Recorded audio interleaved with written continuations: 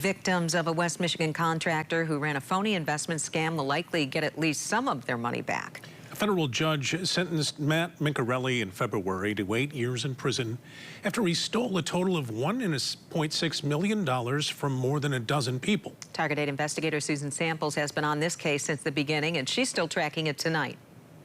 This could be the final chapter in a case that started nearly 5 years ago. Target 8 first told you about Matt Mincarelli in 2021 when one of his victims turned to us to get the word out to warn others.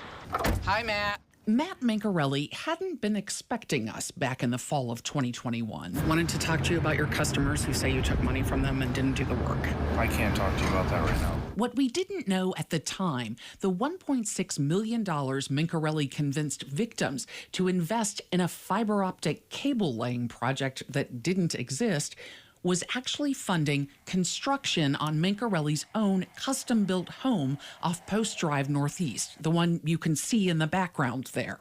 But back then, one of the very few times that he did come, we knew only that the Agar family of Rockford had given Mincarelli $9 grand to start remodeling their basement for their son Johnny.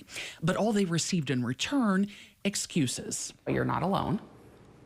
I've found at least 6 lawsuits against him. Wow. 4 years later, Mincarelli is behind bars, and his parents have struck a deal with federal prosecutors agreeing to sell the home. According to federal court records, prosecutors can prove Mincarelli sunk at least $360,000 worth of his victim's money into the Post Drive home, which his parents bought out of foreclosure when he nearly lost it in 2023. The parents' attorney said the senior Mincarellis did not know the government was making claims against the property when they purchased it. Now, the parents have struck a deal with the feds. They'll sell the property, hoping to reimburse victims the $360 grand they unknowingly contributed. An attorney for the senior Mincarellis said they chose to cooperate with the government in reaching this agreement with the hope and expectation that they will get their money back and that the government will recover its full claims on behalf of the victims.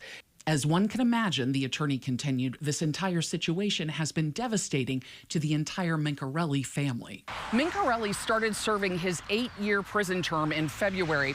Though he is appealing that sentence, his attorney is arguing sentencing guidelines were calculated incorrectly because Mincarelli should have gotten some credit for accepting responsibility. He pleaded guilty to 7 counts of wire fraud.